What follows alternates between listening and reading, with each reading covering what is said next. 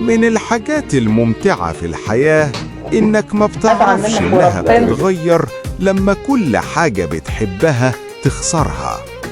فاطمة دايما كانت مصدقة إن الحياة بتبدأ من هنا، بس أنا كنت فاكر إن حياتي انتهت في اليوم اللي خسرتها فيه.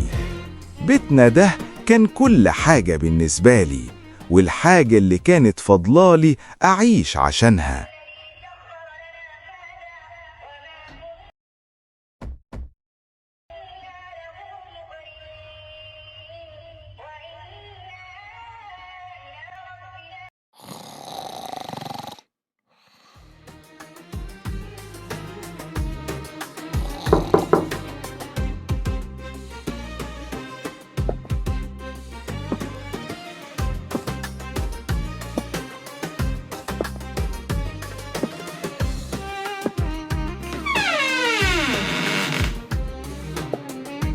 ولو أي حد حاول ياخده مني فده على جثتي.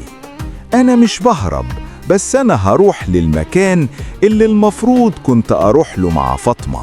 ممكن أكون عجزت، بس أنا وعدتها، والوعد ما بينتهيش لما السنين تعدي عليه. عشان كده قررت أنفذ لها وعدي واخدها هي وبيتنا للمكان اللي كان نفسها تروحه.